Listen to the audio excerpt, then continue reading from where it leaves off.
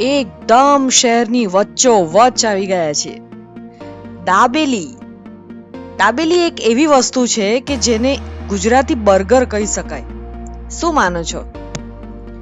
3-4 ingredient સાથે બનતી આ વાનગી તો ગુજરાતમાં જ નહીં વિદેશમાં પણ બધે છવાઈ ગઈ છે. મૂળ દાબેલી એ કચ્છની શોધ છે અને પછી બધાએ એને પ્રેમથી અપનાવી લીધી. વડોદરામાં દાબેલીના ફેમસ શિવશક્તિ દાબેલીમાં અમે આવી ગયા છીએ.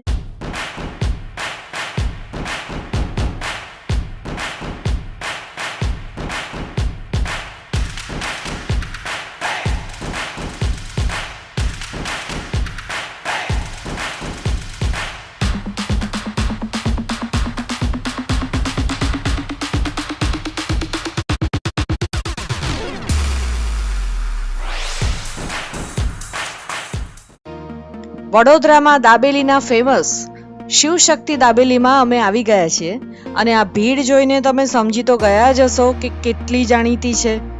અમે વર્ષો પહેલા જ્યારે શિવશક્તિની એક નાની લારી હતી, જગ્યા જ હતી, ત્યારે પણ અમે અહીંયા આવીને ખાધી છે ને હવે લારીમાંથી આ મોટી દુકાન કરી છે ત્યારે પણ અમે ટેસ્ટ કરવા માટે આવ્યા છીએ.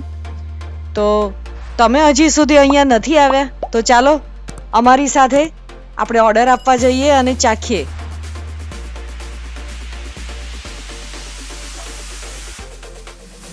બટેકાનો માવો, સિંગદાણા, દાડમ, સેવ, ડુંગળી આ બધાના મિશ્રણથી બનતી દાબેલીને તો સૌ કોઈ જાણે જ છે.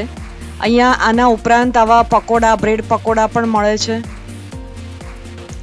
મુંબઈમાં જેમ વડાપાઉં ફેમસ થઈ ગયા છે ને, સેમ એવી રીતે અહીંયા ગુજરાતમાં પણ દાબેલીનું પ્રમાણ વધતું જાય છે.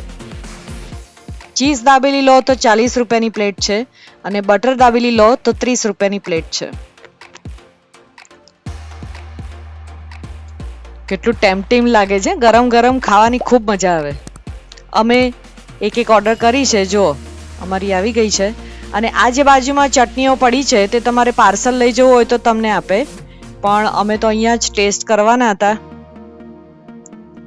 જો આ એમાં દાબેલીમાં નાખવાનો અલગથી પેલો મેથીયાનો સંભારો આવે ને તે છે અને બાકી બધી ચટણીઓની ચટણીઓ આ રીતે પડેલી છે. એ તમે તમારે જે રીતની જોઈએ એ રીતની લઈ શકો છો. ખજૂર આંબલીની અને કોથમીરની ચટણી એમ 2 પ્રકારની ચટણી અને આ સંભારો એવી રીતે રાખેલું છે.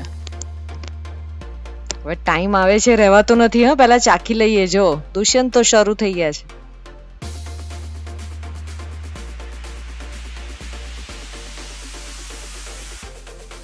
જો ફૂલ ઓફ ફિલિંગ્સ છે ને. વસૂલ 30 રૂપિયા. તમારે જમવાને હજી વાર હોય ને તો વચગાળાનો તમને ટાઈમ કાઢી આપે આ દાબેલી.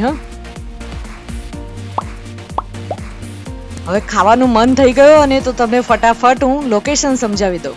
મારી પાછળ જે દેખાય છે એ રાજમહેલ રોડ છે. જો તમે ન્યાય મંદિરથી આવો એટલે એન્ટ્રન્સમાં જ આ તરત જ આ રોડ શરૂ થાય ત્યારે આ શિવશક્તિ દાબેલી આવે અને ખાસ એની બાજુમાં તમને હું સમજાવું તો અહીંયા એક જાણીતી દ્વારકેશ ફાફડાવાળાની લારી પણ છે. જો ત્યાં પાછળ તમે સ્ટોપ કરીને ઝૂમ કરીને જોશો ને, જો અહીંયા તો દેખાશે.